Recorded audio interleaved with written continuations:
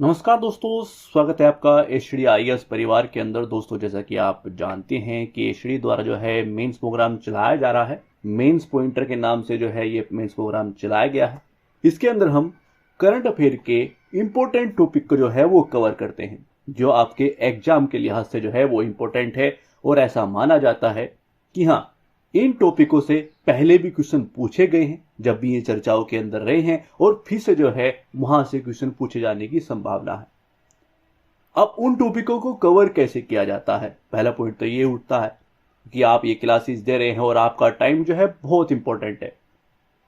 Mains pointer के नाम से ये प्रोग्राम जो है वो चलाया गया है, तो पॉइंट टू पॉइंट ही जो है हम बात करते हैं, यानी कि कोई भी टॉपिक जो कि चर्चाओं के अंदर है और आप लोगों के लिए इंपॉर्टेंट है कि हाँ, वहां से क्वेश्चन जो है वो क्रिएट हो सकता है, इसलिए उसके बारे में जानना आप लोगों के लिए महत्वपूर्ण है।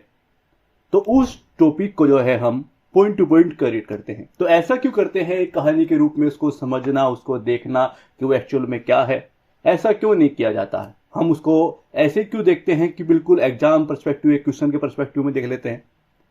देखिए, आपका टारगेट क्या है, एक चीजें क्लियर होना बहुत जरूरी है कि हाँ, मैं किस एग्जाम की मैं तैयारी कर रहा हूं और वो एग्जाम कैसे जो है, उसका पैटर्न क्या होता है। और पीवाईक्यू से हमें समझ में आता है कि वो किसी टॉपिक से क्वेश्चन जो है वो कैसे लेता है।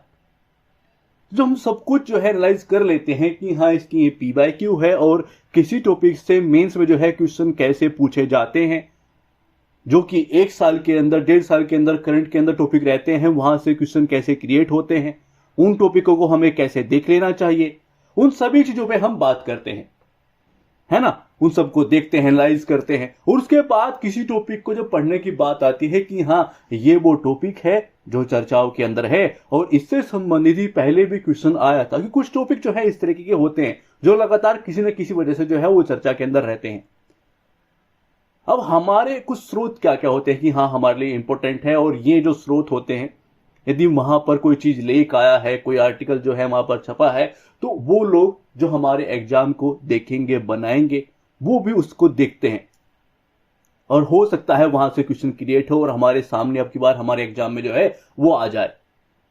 जो लोग 2024 की तैयारी कर रहे हैं उसके लिए क्लास नहीं है, क्योंकि ये क्लास सिर्फ और सिर्फ मेंस के लिए है। यानी कि हम जो करंट अफेयर के टॉपिक हैं उनको भी मेंस के लिहाज से ही देखते हैं कि हाँ, मेंस पॉइंटर के लिहाज से कि वो कौन से पॉइंट हो सकते हैं, यदि यहां से क्वेश्चन आए हम उनका यूज कर पाए, और हमारे लिए जानना इंपॉर्टेंट है। आप 2025 की तैयारी कर रहे हैं तो ये क्लास आपके लिए ही है, और आप 2024 में सोचते हैं कि हाँ, मैं मेंस दूंगा, तो तब आपके लिए इंपॉर्टेंट होंगी। यदि आप अभी तैयारी कर रहे हैं और आपको 2024 का प्रीलिम्स देना है तो ये क्लास नहीं है। और जिनको कच्चा बादाम, पक्का बादाम, ऐसा कुछ देखना है और आपको लगता है कि जो करंट के टॉपिक होते हैं, जो यूपीएससी के करंट के टॉपिक होते हैं, उनको मुझे ऐसे देखना है जैसे कहानी के रूप में होती हैं चीजें, जैसे कुछ एजुकेशन चैनल जो है वो प्रोवाइड कराते हैं कि हाँ, ये टॉपिक चर्चाओं के अंदर आ गया है, इसमें कुछ ऐसा था, ये था, वो था, ऐसे कुछ चीजें देखनी है तो आप वहां पर जाके देख सकते हैं। आप जानते हैं कि कौन जो है वीडियोग्राफी इधर उधर चीजें बना के आपके सामने प्रस्तुत करते हैं।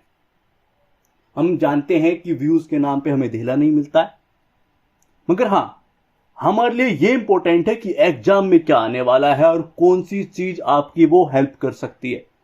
व्यूज कितने आते हैं, कितने नहीं आते हैं, उससे ज्यादा मैटर करता है कि जो लोग घर पर बैठकर ये राह देख रहे हैं कि हाँ, हमारे लिए वो इंपॉर्टेंट चीज क्या है, मुझे 2 साल में ही यूपीएससी क्रैक करना है, मुझे फर्स्ट अटेम्प्ट में ही यूपीएससी क्रैक करना है, वो लोग, और घर बैठकर जिनके पास पैसे नहीं है, जिनके पास लाखों रुपए हैं खर्च करने के लिए, तो वो कोचिंग के अंदर जाए और वहां पर जाके खर्च करे।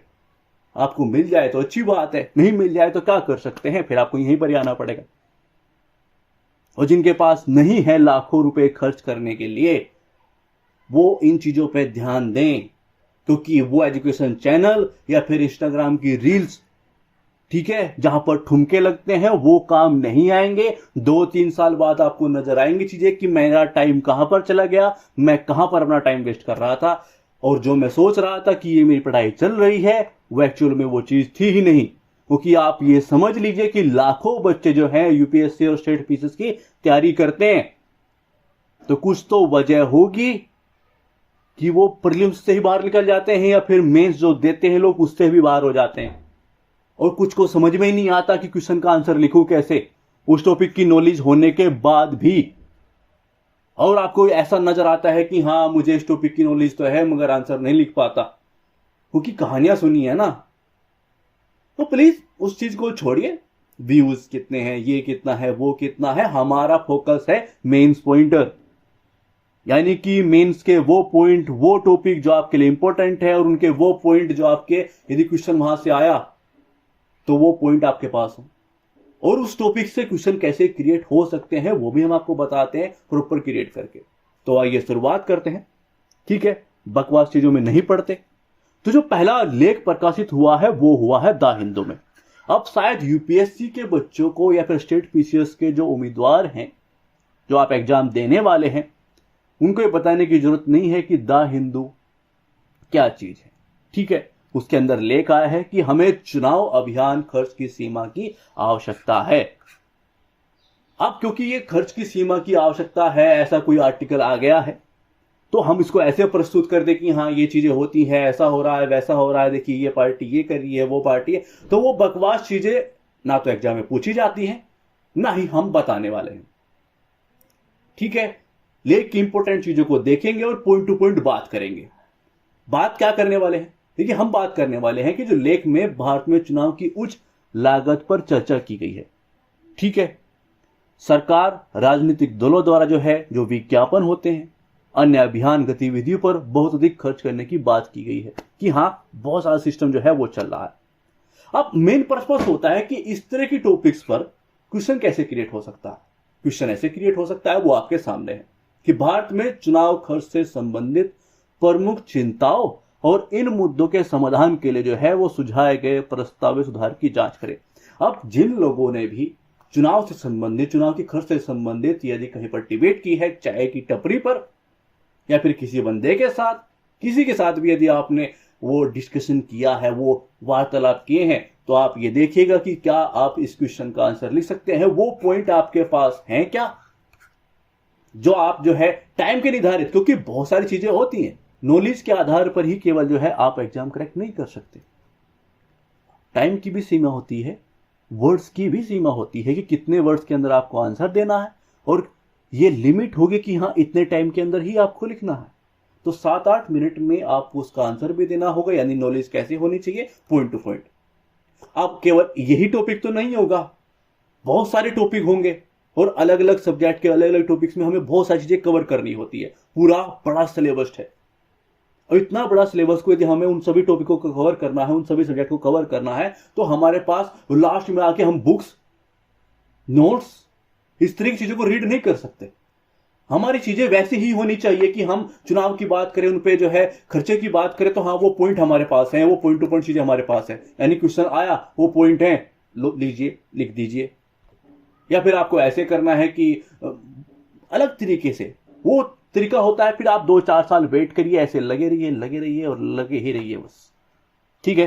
तो हम चलते हैं पॉइंट टू पॉइंट चीजों की ओर, ठीक है, क्योंकि यहां पर वही चीजें बोलने वाली है। व्यूज आए ना आए कोई दिक्कत नहीं, मगर जो भी बच्चे, जो भी लोग जो है वो ध्यान से देखेंगे क्लास को, ठीक है, वो प्रॉपर क्लासेस देंगे, उनके टॉपिक भी तैयार होंगे और उनका सिलेक्शन भी होगा। क्योंकि इतना तो नॉर्मल आपके भी समझ में आता है, आप यूपीएससी या पीसीएस की तैयारी कर रहे हैं कि ये चीज क्या है, ठीक है, नॉर्मली समझ में आ जाएगा आपके कि हाँ ये सिलेबस के अनुसार है, हमारा जो एग्जाम पैटर्न है उसके अनुसार ही है कि हाँ वो चीज हमारी हेल्प करेंगी।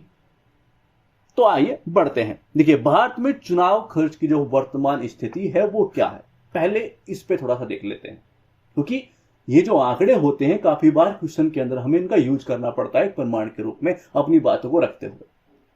सरकारी विज्ञापन पर जो खर्च है, हमारा फर्स्ट पॉइंट है कि केंद्र सरकार ने जो है 2018-19 से 2022-23 तक जो है विज्ञापनों पर खर्च की बात की गई है, वो कितना हुआ है, 3020 करोड़ जो है वो खर्च किए गए हैं। अब कुछ को लगता होगा कि ये ऊपरले 20 करोड़ जो है हमें यही दे दो, हमारी जिंदगी सेट है। तो हाँ बंदे, ये बात तो ठीक है कि हमारे 20 करोड़ में हमारी लाइफ जो है वो सेट हो जाएगी, ठीक है, तो उस ओर नहीं जाना है क्योंकि हमें मिलेगी नहीं। चुनावी वर्षों में जो है बढ़ोतरी के साथ, जैसे 2018-19 में जो है कितना 1100 करोड़ जो है वो खर्च हुए। ये मोटे मोटे आंकड़े हैं, आपको लग रहा होगा कि यार इनको भी रटना पड़ेगा कि, तो इनको नहीं, नॉर्मल सी चीज है, बताने वाली बात है, ठीक है।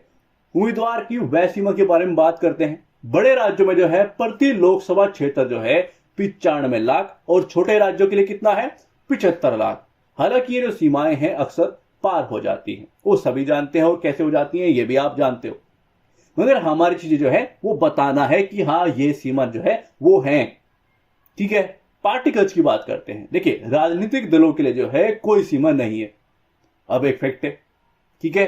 2019 के चुनाव में जो है बीजेपी ने कितने 1264 करोड़ और कांग्रेस ने 820 करोड़ जो है वो खर्च कर दिए। ऊपर ले 64 करोड़ हमें दे देते, हमारी लाइफ सेट हो जाती है ना।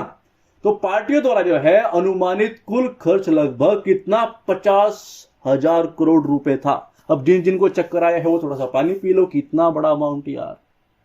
ये है आंकड़े, मोटे मोटे काफी बार चीजों को यूज करना पड़ जाता है। अब वो आंकड़े कहां से लेके आओगे, जब किसी में से क्वेश्चन का आंसर लिख रहे होगे और वो क्वेश्चन है चुनाव खर्च के ऊपर, तो कुछ अपने प्रमाण देने के लिए, अपनी बात रखने के लिए पॉइंट का यूज करना पड़ता है, ठीक है, कि सीमा क्या है, कितना चीजें जो है एक मोटा मोटा आंकड़ा दे दिया गया है इसके द्वारा, ठीक है। आइए आगे बढ़ते हैं। अगला पॉइंट हमारा क्या होगा कि भाई चुनाव तो हो रहे हैं, खर्चा भी हो रहा है, वो उसको लेकर चिंताएं क्या क्या है, वो पॉइंट हम देने होंगे, तो चिंता के बारे में कैसे बात कर सकते हैं, ठीक है। नहीं भाई मुद्दा तो है कि चुनाव खर्च की सीमा तय करने इसकी जरूरत अब आन पड़ी है, ये बात जो है वो लेख के अंदर कर दी गई। अब कहानी तो नहीं सुना सकते, कहानी सुनाओगे तो क्योंकि एग्जाम में कहानी नहीं लिखनी पड़ती, वहां पर बताने पड़ते हैं पॉइंट, क्योंकि आपको किसी क्वेश्चन का आंसर आप दे रहे हो और टाइम के अंदर दे रहे हो और वर्ड की एक लिमिट भी है, ठीक है।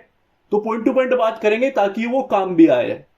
बेफालतू में वो चीजें मैं आपको बता दूं कि हाँ ये कहानियां हैं, ऐसे हैं वैसे हैं, पता चले फिर आप वो बर्डन और बढ़ गया। पहले बुक्स का बर्डन था, नोट्स का बर्डन था, फिर उसके ऊपर जो क्लासेस भी ऐसी चल रही हैं कि वो एक और बर्डन दे रही हैं।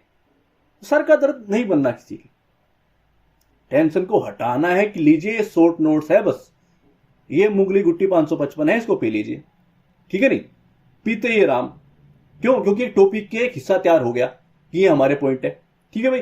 तो आइए पॉइंट टू पॉइंट बात करते हैं। पार्टियों के लिए जो है खर्च सीमा का अभाव। देखिए जबकि उम्मीदवार के पास जो है एक विशेष खर्च सीमा होती है, राजनीतिक दलों के लिए जो है कोई सीमा नहीं होती है, और वो फिर उस रास्ते से कुछ भी कर सकते हैं, और वो होता है आपको पता। इससे क्या होता है कि अत्यधिक खर्च होता है, जैसा कि 2019 के चुनाव को देखा गया था कि राजनीतिक दलों के कथित तौर पर जो है लगभग 50,000 करोड़ रुपए खर्च किए गए थे, है ना।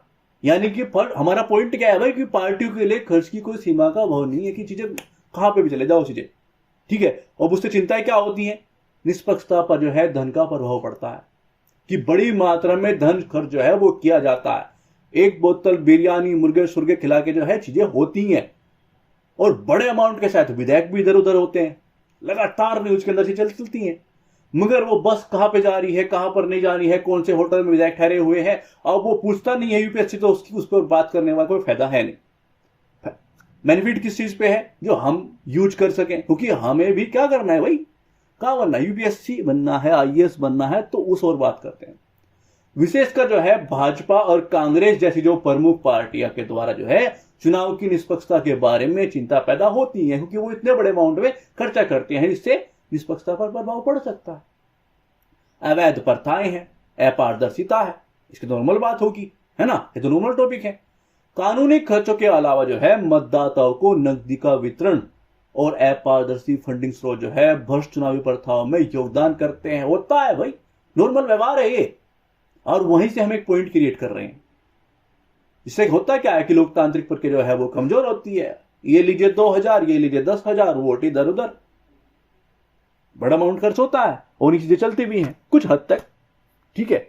आगे बढ़ते हैं और वो सुझाव की बात हम करते हैं। देखिए 2016 में जो है भारत के चुनावी आयोग द्वारा प्रस्तुत प्रस्तावित चुनावी सुधार हैं, उनके अनुसार हम बात करेंगे उन सुझाव के ऊपर, जो हम अपने आंसर के अंदर और जो दिए भी हैं उनके ऊपर बात कर सकते हैं। देखिए चुनाव जो है पूर्व सरकारी विज्ञापनों पर प्रतिबंध कि राजनीतिक लाभ के लिए जो है सार्वजनिक धन के दुरुपयोग को रोकने के लिए चुनाव में 6 महीने पहले सरकारी विज्ञापनों पर प्रतिबंध लगाएं। पहला कार्य तो आप ये कर लो, हमारा फर्स्ट पॉइंट तो ये हो गया भाई, चुनाव पूर्व जो है सरकारी विज्ञापनों पर प्रतिबंध लगा दिया जाए। तो आप बात किसकी कर रहे हो कि हमें 100 वर्ड्स के अंदर, 120 वर्ड्स के अंदर, इनके आसपास और 150 वर्ड्स के आसपास हमें कोई चीज लिखनी है, क्योंकि पेज कैसे होता है, पेज हमें मिलेगा ये, ठीक है। और ऐसे पेज जब मिलेगा तो इस पूरे पेज का छोटा सा हिस्सा हो जाता है, इधर काट दिया जाएगा, फिर कुछ हिस्सा इधर कट जाएगा, फिर बीच का जो हिस्सा बचेगा उसमें हम इतनी हेडिंग लिखते हैं और दूर दूर जो अपने पॉइंट लिख देते हैं कि हम किसकी बात कर रहे हैं, चुनाव की बात करते हैं। फिर नॉर्मल सी लाइन लिख के भी हाँ चुनाव को जो है सरकारी विज्ञापनों पर प्रतिबंध लगा देना चाहिए, है ना। और वो इतने पॉइंट पर मोटा मोटा लिखोगे तो वो यहां तक आ जाएगा, एक पॉइंट क्लियर हो गया। तो ऐसे लिखते चले जाते हैं, नॉर्मल वर्ड में चीजें क्लियर हो जाती हैं, ठीक है। बस समझ होना जरूरी है कि हमें पॉइंट कौन सा लिखना है। पार्टी द्वारा जो है उम्मीदवार की खर्च सीमा को बराबर करें, कि राजनीतिक दलों के लिए जो है खर्च की सीमा को शामिल करने के लिए कानूनों में संशोधन करने की आवश्यकता हमें है, कि व्यक्तिगत उम्मीदवारों के लिए सीमा के समान हो, कि बड़े राज्यों में कितना 95 लाख और छोटों में 75 लाख। हो गया सिस्टम कि भाई हाँ ये पॉइंट भी हो सकता है कि क्या करें, पार्टी द्वारा उम्मीदवारों की खर्च सीमा के जो है बराबर सी को कर लें और इसमें संशोधन भी कर लें। हमारा पॉइंट हो गया जो हम यहां पर जो है आराम से लिख सकते हैं, लीजिए यहां तक ये चीज होगी। अभी इतना पेज कवर कर लेगा तो हमारा क्या हो गया, सुझाव के बारे में बात हो गई, वहां पे ऐसे नजर आता है।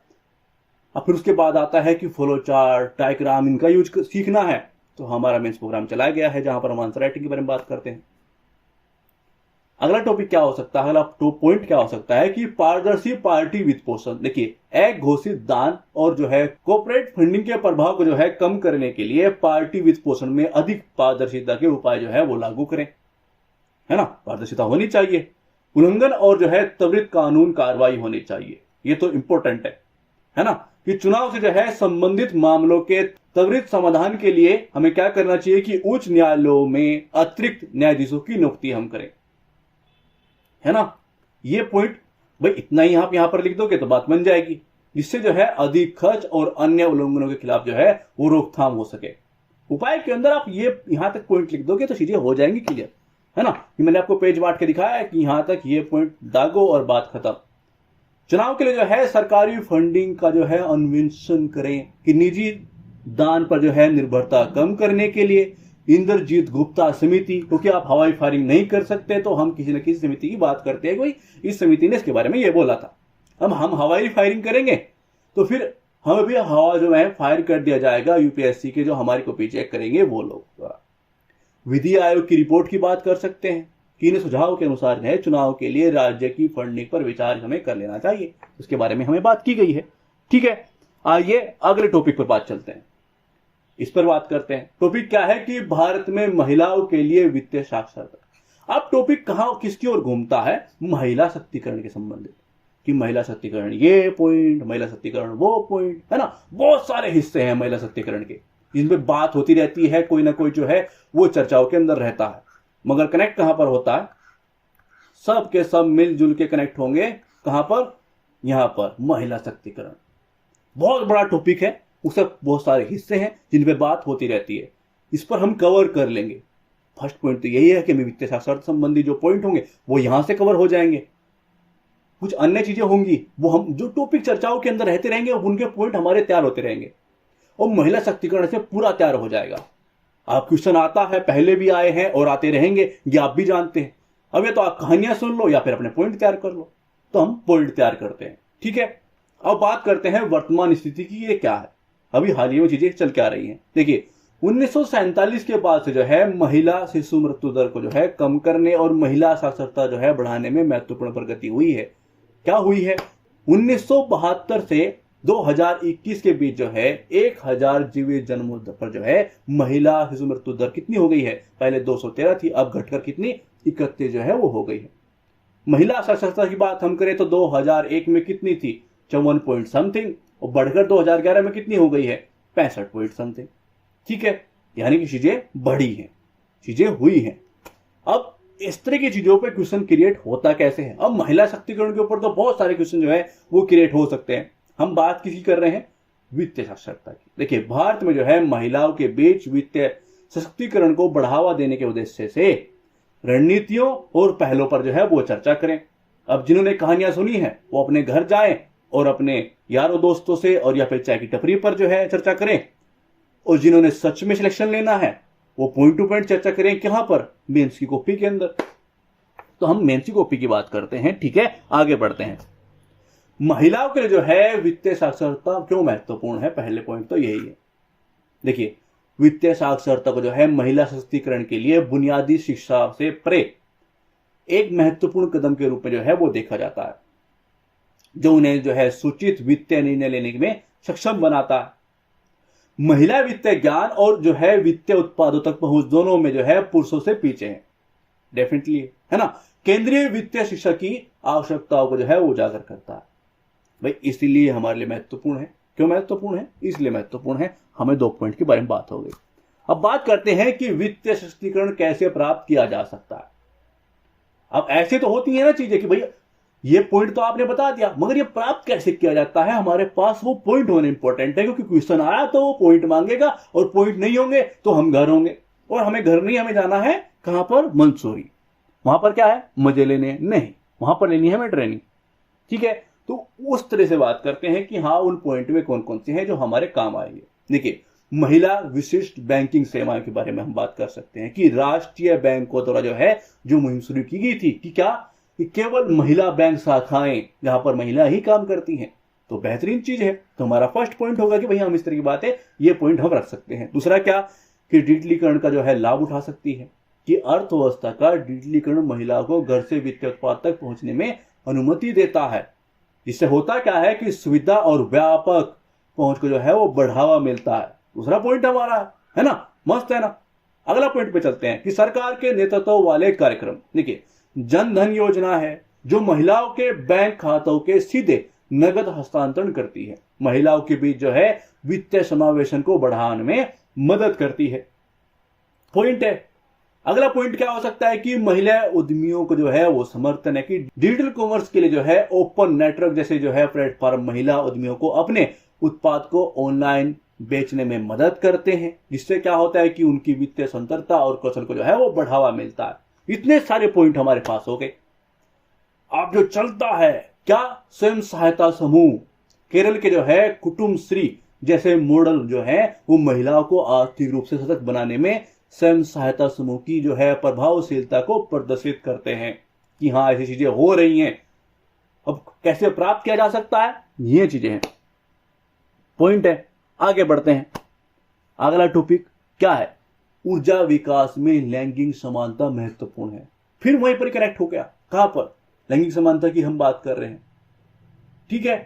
तो ये भी एक हिस्सा है उन्हीं चीजों का। कनेक्ट कहां पर होता है, जीएस पेपर फर्स्ट से, जिनको मैं बता दूं जो आईएएस की तैयारी कर रहे हैं उनकी ये बात हो रही है। हम बात कर रहे हैं समाज की, ठीक है। लेख में चर्चा की गई है कि सतत ऊर्जा विकास के लिए जो है लैंगिक समानता, महिलाओं की भागीदारी कैसे महत्वपूर्ण है। हो गया ना कनेक्ट। अब उसी चीज का एक हिस्सा है। यहाँ पे एक और हिस्सा हम तैयार कर लेंगे। किसकी बात की गई है, ऊर्जा विकास में लैंगिक समानता की बात की गई है। क्वेश्चन कैसे क्रिएट हो सकता है कि चर्चा करें कि लैंगिक समानता जो है वो टिकाऊ ऊर्जा विकास में कैसे योगदान देती है और कौन सी जो है चुनौतियां ऊर्जा क्षेत्र में लैंगिक समानता हासिल करने में बाधा डालती है।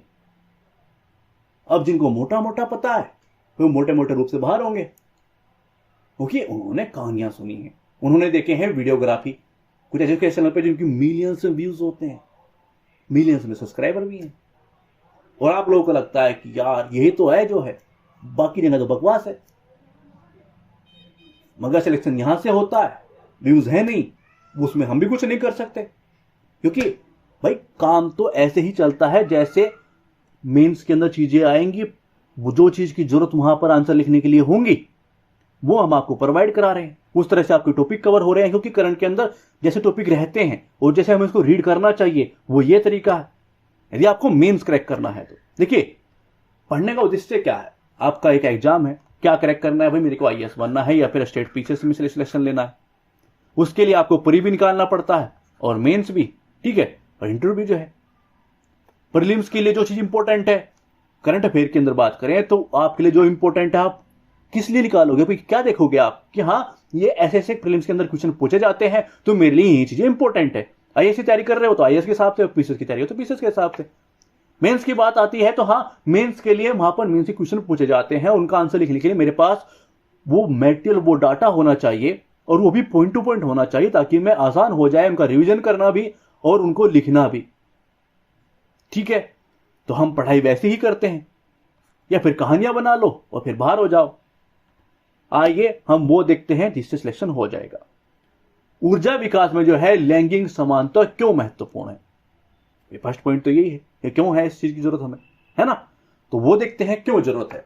घरेलू ऊर्जा जो है प्रबंधन में महत्वपूर्ण भूमिका, कि महिला जो है मुख्य रूप से खाना पकाने, हीटिंग, प्रकाश व्यवस्था के लिए जो है घरेलू ऊर्जा का प्रबंधन करती है। ठीक है, जो ऊर्जा खपत में उनकी जो है अभिन्न भूमिका को जो है वो दर्शाता है। अब मैंने पहले भी बताया था कि जैसे कि किसी स्टेट पीसेस के अंदर 100 वर्डिंग के अंदर, 120 वर्डिंग के अंदर और आईएएस में जो है 150 वर्ड के अंदर क्वेश्चन आते हैं, पूरी लाइन लिख के हम जो है वहां पर इस पॉइंट का यूज कर सकते हैं। ऐसे करके यहां पर हम पॉइंट लिख दें, ऐसे करके यहां पर एक पॉइंट लिख दें और फिर हम ऐसे ऐसे बांट दें, ठीक है नहीं, या फिर ऐसे करके पॉइंट बांट दें कि हमारे सामने पॉइंट्स है ना। प्रस्तुतिकरण भी तो अच्छा होना चाहिए ना हमारा, और हमारी लाइन भी सीमित होनी चाहिए, क्योंकि वर्ड्स होते हैं। कि घरेलू ऊर्जा का प्रबंधन, देखिए जो महिलाएं हैं वो घरेलू ऊर्जा का प्रबंधन करती हैं, जो ऊर्जा खपत में जो है उनकी अभिन्न भूमिका को दर्शाता है। क्यों महत्वपूर्ण है, समझ में आ गया। ठीक है, हमारा पॉइंट भी क्लियर हो गया, नॉर्मल वर्ड्स के अंदर हो गया। बाकी बात समझाने के लिए है, ताकि आपकी चीजें समझ में भी आए, हवा में मत जाए, पॉइंट टू पॉइंट सीधा मत हो जाए। अगला पॉइंट क्या हो सकता है कि स्वास्थ्य पर जो है ऊर्जा असमानता का प्रभाव है, कि स्वच्छ ऊर्जा जो है तक सीमित पहुंच महिला को जो है बायोमास जैसी जो हानिकारक विकल्पों का उपयोग करने के लिए मजबूर करती है, जिससे क्या होता है, महत्वपूर्ण स्वास्थ्य जोखिम पर जो है मौत हो जाती है ना। पॉइंट है। अगला पॉइंट हमारा क्या हो सकता है कि भाई आर्थिक पर्यावरणीय लाभ, कि ऊर्जा क्षेत्र में जो है लैंगिक समानता आर्थिक विकास और पर्यावरण जो है स्थिरता को बढ़ावा दे सकती है। ये चीज नहीं होगी ना यदि उनकी पहुंच वहां तक हो जाएगी तो, और फिर इस चीज पर इफेक्ट पड़ेगा। कनेक्शन है ना आपस में चीजों का, है ना। तो वो चीज हम देख रहे हैं कि भाई हम इस चीज जाएंगे तो ये भी इफेक्ट होगा। ठीक है, क्यों महत्वपूर्ण है, नजर आ रहा है, पॉइंट मिल रहे हैं और इन्हीं चीजों का यूज करना पड़ता है। कहानी नहीं लिख सकते वहां पर, है ना। अगला पॉइंट क्या हो सकता है कि भाई ऊर्जा में महिलाओं की भागीदारी बढ़ाने में अधिक नवोन्मेषी दृष्टिकोण जो है उत्पादकता में सुधार और बेहतर सामाजिक परिणाम जो है वो प्राप्त हो सकते हैं। वैश्विक प्रभाव की बात करें तो लिंग अंतर जो है कम करने से वैश्विक सकल घरेलू उत्पाद में खरबों डॉलर की जो है वृद्धि हो सकती है, जो कि ऊर्जा में महिला सशक्तिकरण के विशाल क्षमता को दर्शाता है ना। आ गया महिला सशक्तिकरण, कनेक्ट होती हैं चीजें और हम उसको कवर करते हैं ना, बहुत सारे आयाम जो है पॉइंट कि हमारा पूरा टॉपिक कवर हो रहा है। 2 पॉइंट जो है उसके 2 हिस्से तो आपको यहीं पर मिल गए एक क्लास के अंदर ही। टॉपिक कवर करने पड़ते हैं, जब पढ़ते जाओगे वहां पर पीएचडी नहीं करनी। और पीएचडी वैसे नहीं होती है कि आंख मीच के बस पढ़ रहे हैं, क्या पढ़ रहे हैं, क्यों पढ़ रहे हैं, कुछ पता नहीं। करंट अफेयर पढ़ते हैं हम डेली, क्या हुआ इस चीज को आप किसके पॉइंट कैसे लिखोगे, आंसर क्वेश्चन पूछा गया मेंस के अंदर, वो नहीं हमें पता। हाँ, करंट अफेयर हमारे तैयार है, तो कैसे तैयार है भाई वो भी हमें नहीं पता। ठीक है, तो वो सब नहीं करना है। अब बात करते हैं ऊर्जा क्षेत्र में लैंगिक समानता हासिल करने में हमारे सामने चुनौतियां क्या है, कि वो पूछे जाएंगी। भाई चुनौतियां क्या है, ऐसी तो क्या दिक्कत आ रही है, ये दिक्कत आ रही है कि सीमित ऊर्जा जो है अवसंरचना पहुंच है, कि महिलाओं को जो है अक्सर ऊर्जा पहुंच सबसे अंत में मिलती है। इससे घरेलू ऊर्जा जरूरतों को जो है कुशलता पूर्वक प्रबंधित करने की उनकी क्षमता प्रभावित होती है। ये चुनौती हमारे सामने है। दूसरी क्या है कि हानिकारक ऊर्जा स्रोतों पर जो है वो निर्भरता उनकी है, कि आधुनिक ऊर्जा तक जो है पर्याप्त पहुंच के कारण क्या होता है कि महिलाएं किस ओर मुड़ जाती हैं, बायोमास और क्रोसिन जैसे जो है पारंपरिक स्रोतों का उपयोग वो करती हैं, उनका सहारा उनको लेना पड़ता है। उससे क्या होता है कि महत्वपूर्ण स्वास्थ्य जोखिम पैदा होते हैं, है ना। भाई उन चीजों का यूज करेंगे, वो उनके संपर्क में आएंगे तो स्वास्थ्य प्रॉब्लम्स होंगी।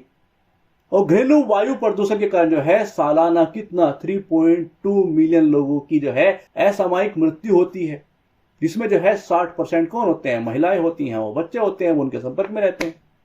ठीक है, ऊर्जा क्षेत्र में जो है कम प्रतिनिधित्व है उनका, कि ऊर्जा क्षेत्र में लैंगिक विविधता वाला नहीं है। नवीनकरणीय ऊर्जा में जो है केवल 32% कर्मचारी और कुल मिलाकर 22% महिलाएं हैं, जबकि वैश्विक कार्यबल में जो है 48% महिलाएं हैं। और भारत में केवल 10% तकनीकी ऊर्जा जो है नौकरियां जो है महिलाओं के पास हैं। अगला पॉइंट हमारा क्या हो सकता है कि भाई शैक्षिक और कौशल असमानताएं हैं कि महिलाओं को ऊर्जा में तकनीकी भूमिका के लिए आवश्यक शिक्षा और प्रशिक्षण जो है वो पहुंचने में बाधाओं का सामना करना पड़ता है और इससे अंतर जो है वो बढ़ जाता है। तो ये हमारे सामने क्या है, चुनौतियां हैं हमारे सामने, ये पॉइंट हम यूज कर सकते हैं। अब एक टॉपिक के अंदर वो सब चीजें हमें कवर कर ली, पढ़ाने के लिए 2 मिनट लगेंगे इस टॉपिक को कि भाई हाँ वित्तीय साक्षरता के बारे में बात हो रही है, ये है वो है, नॉर्मल कहानियां बता के निकल जाएंगे, मगर फिर आप मेंस में से निकल जाओगे। तो चॉइस आपकी है कि हम निकलें तो आप भी निकलोगे, या फिर हम आपको वो सब चीजें दें वो पॉइंट टू पॉइंट, ताकि रिवीजन में आसानी हो और वो एक शॉर्ट नोट्स तरीके चीजें बन जाएं ताकि आप ना निकल पाओ। तो कहां पर क्या करना है डिसीजन आपका है। ठीक है, आगे बढ़ते हैं कि क्या किया जाए और आप भी सोचिएगा कि क्या किया जाए। ठीक है, धारणाएं बदलते हैं, आप भी बदलिए कि ऊर्जा क्षेत्र में जो है महिलाओं की भूमिका पर सामाजिक विचारों को बदले ताकि प्रमुख योगदानकर्ताओं जो है उनके रूप में उनकी क्षमता का पहचाना जा सके। ऊर्जा नीति में जो है मुख्य धारा का लिंग, महिलाओं की जरूरतों जो है और योगदान जो है सुनिश्चित करने के लिए उप राष्ट्रीय और राष्ट्रीय और अंतर्राष्ट्रीय नीति जो है वो स्तरों तक लिंग संबंधी विचारों को जो है एकीकृत करना। महिलाओं के नेतृत्व में जो है पहलों का समर्थन करें कि सबसे आगे कौन होंगे, महिलाएं। एनर्जी जो है ट्रांजिशन इनोवेशन चैलेंज जो है जैसे कार्यक्रम का समर्थन करें और अस्थायी ऊर्जा में महिलाओं की उद्यमिता को जो है वो प्रोत्साहित करें। शैक्षिक और कौशल विकास को बढ़ावा देना, देखिए महिलाओं जो है शिक्षा और प्रशिक्षण पहुंच को जो है वो सुविधाजनक बनाना, विशेष रूप से ऊर्जा क्षेत्र में, क्योंकि हम टॉपिक की उसकी बात कर रहे हैं तो उस पर ही बात करेंगे। ठीक है, तो हमारी क्लास आपको कैसे लगी प्लीज कमेंट कीजिएगा कि ये कैसे आप लोगों के लिए इंपॉर्टेंट है। ये एक प्रकार का शॉर्ट नोट्स आपका तैयार हो रहा है। देखिए आप एक टॉपिक को समझिए, ऊर्जा विकास में लैंगिक समानता की बात की, महिला सशक्तिकरण संबंधित है, उसका एक हिस्सा है। 2 हिस्से हमने आप लोगों को तैयार कर दिए कि भाई यही लेख आया है जो आपके लिए इंपॉर्टेंट होता है। ऐसे क्वेश्चन जो है वो पूछा जा सकता है, उसका एक हिस्सा होता है भाई ये चीज चाहिए क्यों महत्वपूर्ण है, उसके कुछ पॉइंट होते हैं। वर्ड की लिमिट है तो आप अपने 2-3 पॉइंट यूज कीजिए, सारे यूज करने की जरूरत नहीं होती है। ठीक है, और कैसे में से पॉइंट निकाला जाता है वो भी मैंने आपको बताया। अगला पॉइंट क्या है कि ऊर्जा क्षेत्र में जो है लैंगिक समानता हासिल करने में हमारे सामने चुनौतियां क्या है। पहले बताया कि क्यों महत्वपूर्ण है, अब चुनौतियां हैं क्या, तो उसके पॉइंट हमने आपको बता दिए जिसकी आपको जरूरत है। अगला पॉइंट की ठीक है चुनौतियां हैं तो हमें बताइए तो कि क्या किया जा सकता है, तो वो पॉइंट भी बताने होते हैं। ऐसे ही तो चीजें होती हैं कि भाई चुनौतियां क्या है, क्यों महत्वपूर्ण है और क्या किया जाए, उपाय पूछिए। ये सब पॉइंट आपके पास होंगे तो चीजें आसान हो जाती हैं, उसी रूपरेखा में आ जाता है जैसे आंसर लिखा जाता है। ठीक है, तो प्लीज कमेंट कीजिएगा। और ये मेंस पॉइंटर आपके लिए बहुत इंपॉर्टेंट है क्योंकि पूरे साल के 2025 यदि आप 2024 में मेंस देना चाहते हैं तो वहां भी इंपॉर्टेंट है, और 2025-26 के लिए तो बहुत ज्यादा इंपॉर्टेंट है कि वही टॉपिक सब कवर होंगे यहां पर। तो जुड़ जाइए, प्लीज शेयर कीजिए, जो भी सेल्फ स्टडी कर रहे हैं, जो भी आपके संपर्क में है वहां पर शेयर कर दीजिए। थैंक्स फॉर वॉचिंग, धन्यवाद।